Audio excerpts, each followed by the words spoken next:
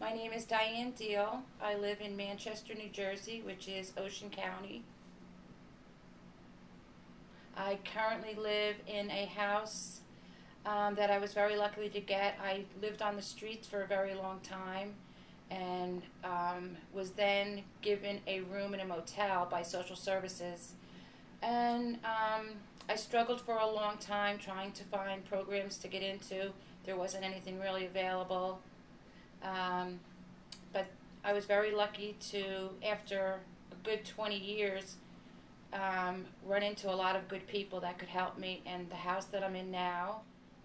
My story began a long time ago. I was using painkillers when I had a car accident, and I've been a medical assistant for over 25 years, working in many high-class doctors' offices, and very good at my job. I come from a very good Catholic family, very good upbringing, went to church every Sunday. My brother and sister, very well-to-do, I would say. And then like I said, I had a car accident and started on painkillers.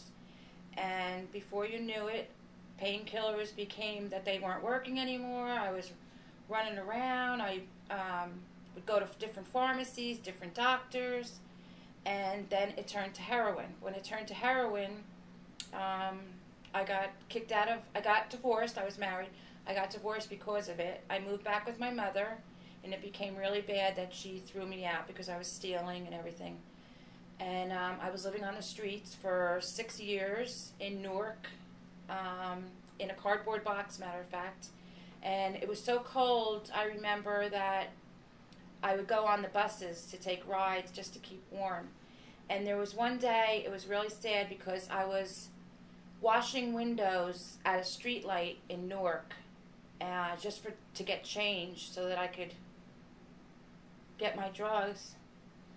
And a car pulled up, and the person pulled the window down, and I asked if I could wash their windows, and the man was crying. And when he pulled away, I saw him look in the rearview mirror, and it was my dad.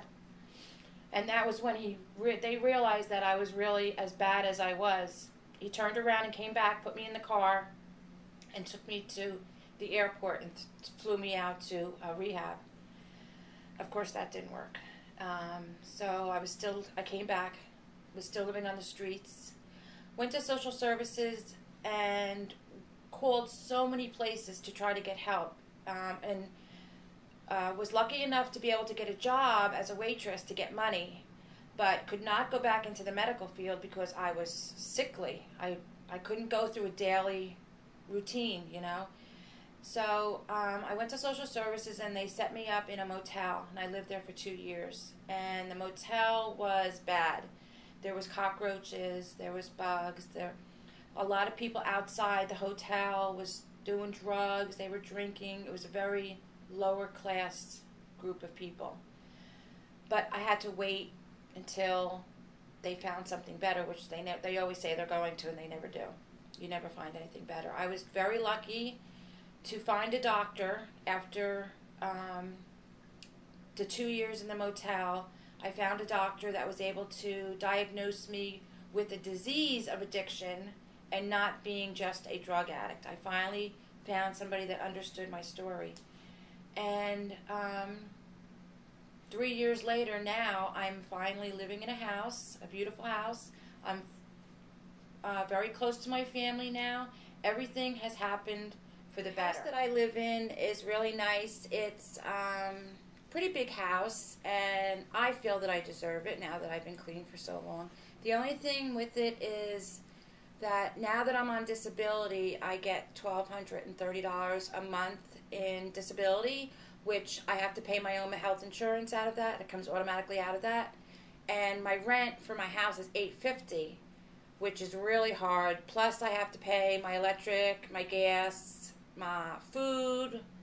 And matter of fact, this past weekend, my girlfriend and I went to bulk pickup at my mother's. My mother lives in a senior development, and we went to bulk pickup to get garbage to take to the flea market to sell so that we have money. I mean, I know I get money in, but it goes right out. It goes right to the bills. There's no money for like go to a movie or go to McDonald's or whatever. There's nothing. So that's really hard, and that makes me feel like I want to feel good about myself because I'm clean and I'm doing really good. But you sit back and you think, God, I can't even enjoy any of this. I can't enjoy anything. There's like really no enjoyment in life, because the money that you get goes right to that.